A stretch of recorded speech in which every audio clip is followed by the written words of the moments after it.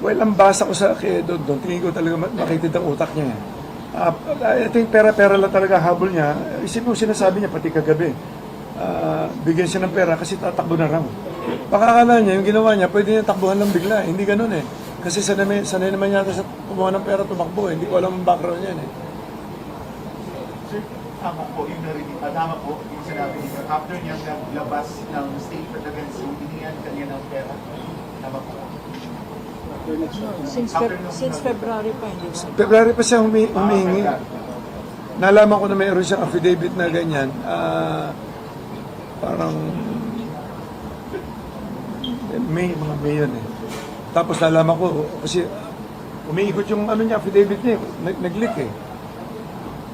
So just to clarify, sir, wala kayong inutos sa kanyang gumawa ng anumang krimen. Of course hindi. At siya lang yung maaaring gumawa ng mga krimen na iniigit lang laban sa inyo. Well, hindi ko masabi. Tingnan mo, sinabi niya sa akin, gusto niya umalis na. Sinabi niya sa akin, mas kinukuli eh. Maayos na lang daw niya, makumpleto niya lahat. Sinasabi niya Portugal, sinasabi niya US. Hindi ba niya naisip ang dami niyang ginawa rito? Pwede ba pumirma na lang siya na magre-recant lang siya? Siyempre, kakasuhan din siya ng mga perjury kung ano-ano. Hindi niya naiisip yun eh. And the reason we filed the case is because, number one, for the truth to come out. Number two, to affirm that Atong Ang and the members of this the investors group are willing to cooperate with government. With government that includes the President, that includes the Supreme Court, and that includes the Secretary of Justice and all the personnel, no? To come out with the truth. We are on the side of justice here. We are on the side of the families who lost their loved ones, who up to now do not know kung saan ang kanilang mga kapamilya, no, kamag-anak, no. So sana sa mabibigay namin ng ebidensya sa complaint na to, because meron mga affidavits dito, no. Huwag silang maniwala sa hearsay evidence na isang whistleblower na alam natin based on personal knowledge na siya ang nag-i-extort. Kasi ang pera-pera lang to, at sinabi niya na gusto na niyang umalis ng country, no. Ang pag inosente ka na tao, gusto mong harapin ang kaso para maklear ang pangalan mo. Yung mga feeling guilty lang, sila ang gustong tumakbo. Sila ang gustong mag-disappear. So, tignan natin ang mangyayari sa investigation. Pero dito sa kaso, we are very confident that there is strong evidence for the 5 cases that we have filed on behalf of Atong Ang. Question Manila Times, sir, last question, hindi ko lang. Ano masabi niya naman about breaking allegations on Sunshine? Although tinanggi na ni Sunshine yung allegations na yun, yung breaking allegations, ano po masasabi? Wala naman siya kinalaman sa kaso, babayaan na lang natin. Okay. Sir, just to clarify, may lumapit po daw sa inyo isa sa kapamilya yung mga nagsasabi na matay yung kanilang kamag-anak. Araw nila taklolo sa inyong justicia. Wala. Sir, GMA Public Affairs, ano po ang gagawin mo sakaling bumili po yung mga kaanak ang mga nawawalan sa buhay?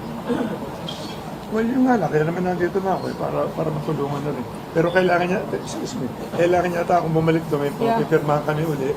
So, I hope, nasabi na namin lahat. Marami sa, lalo na sa Channel 7, kapareho kahapon, nakikiusap lang ako sa media. Gawin yung fair lang, katulad na hindi naman niya narinig ang side namin. Kahapon lang, isipin nyo, biglang inilabas na niya na sinusuhulan ko si Dog. Dapat tinanong muna niya, binabalanse, bago siya maglabas. Di ba? Yun ang parang one-sided eh. Dapat, pag may mga ganong media, di ba? Kung ako tatanungin sa media, may nag-accuse, dapat yung ina-accuse, tatanungin muna, bago maglabas, both sides ilabas. Katulad niya. Late ako nagsalita ngayon.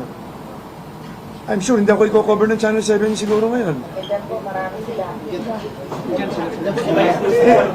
Talaga ito, simula umpisa, ito mo. Simula, hindi ko alam kung pinapondo, gumawa pa sila ng pelikula. Ako na naman ang kontrabida, ayoko nga mag-artista eh. Simula bata ako. Lagi ako kontrabida eh. Si John. Ayan, kasalanan ni John.